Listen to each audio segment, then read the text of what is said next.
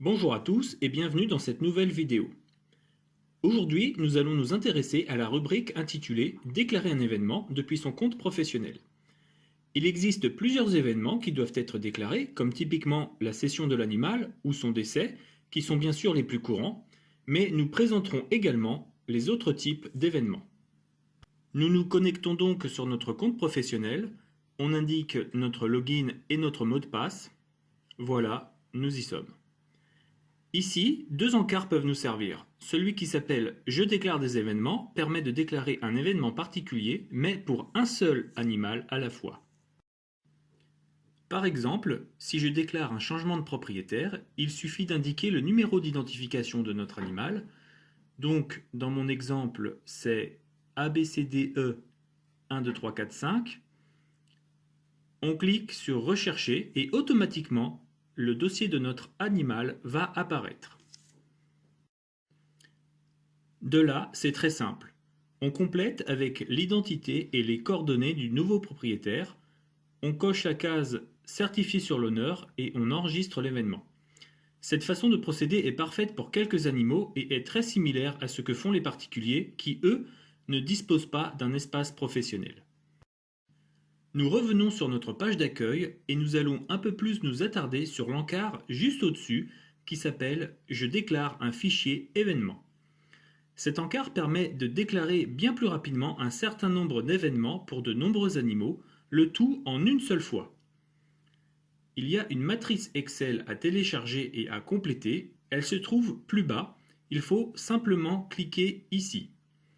Je vous conseille vivement de l'enregistrer sur votre bureau. Donc la voici, nous allons la découvrir ensemble. Comme vous le voyez, cette matrice Excel comporte plusieurs pages.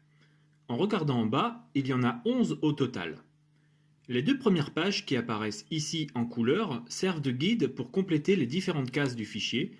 Ce sont les pages nommées « Structure du fichier » et « Comment renseigner synthèse ».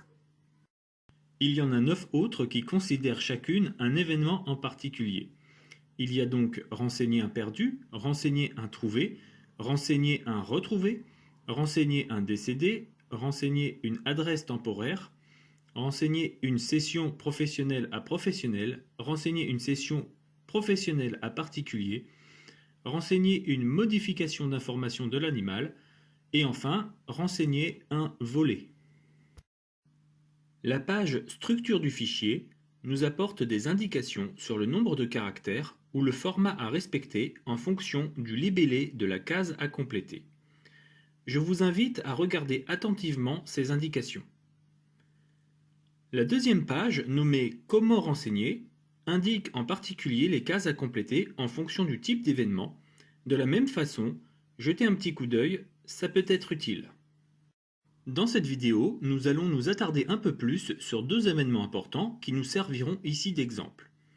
Il s'agit de la déclaration de cession et de la déclaration de décès d'un ou de plusieurs animaux. Notez que la déclaration des autres événements ne présente pas de surprise particulière et se compléteront de façon similaire. On commence par notre premier exemple. Nous sommes donc un professionnel et nous avons à céder un animal à un particulier. Nous ouvrons donc la page intitulée « Renseigner une cession pro à particulier ». C'est assez simple, les titres des colonnes marquées d'une étoile sont obligatoires pour tous les types d'événements. Ceux rayés ne sont pas nécessaires et ceux sans étoile sont obligatoires pour l'événement concerné. Je vais ici déclarer la cession d'un animal. Donc, dans type de marquage, pour moi ce sera tatouage. Le numéro d'identification est ABCDE 1, 2, 3, 4, 5. L'événement est déjà indiqué par défaut, on n'y touche pas. Voilà. Donc dans circonstances, moi j'ai mis remise en main propre. Un peu plus loin, nous avons type de détenteur qui est privé, donc ici c'est bon, on n'y touche pas. Ensuite, la civilité, le nom, le prénom. Et pour terminer, l'adresse. Et très important, comme d'habitude, l'email. Voilà, notre fichier est rempli et on l'enregistre.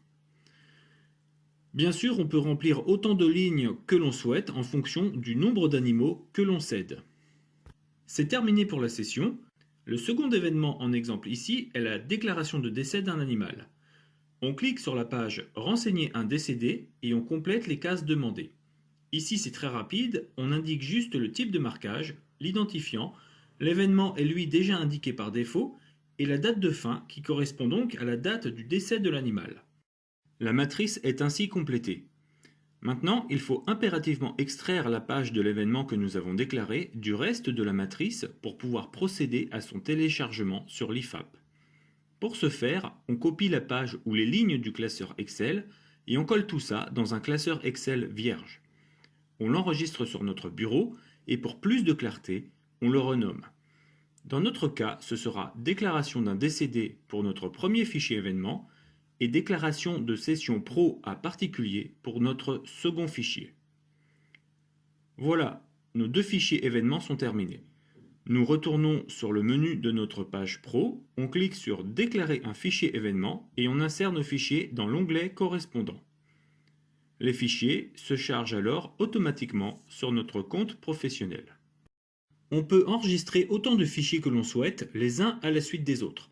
On n'oublie pas de cliquer sur la case « J'atteste sur l'honneur l'exactitude des informations ». Pour s'assurer que tout a bien fonctionné, on peut se rendre dans l'onglet « Je consulte les dépôts de fichiers que j'ai effectués ». On retrouve bien ici nos deux fichiers, donc tout est OK. On peut également se déconnecter et vérifier ce que nous donne la recherche de notre animal tout juste déclaré comme étant décédé. On va dans l'onglet Accès rapide, on clique sur Rechercher un animal depuis son numéro. Dans notre exemple, l'identifiant est France 2019. On regarde en bas dans la liste des événements et en effet, ça a bien fonctionné. La déclaration de décès est notifiée. Voilà, cette vidéo est terminée. J'espère qu'elle vous sera utile. À bientôt.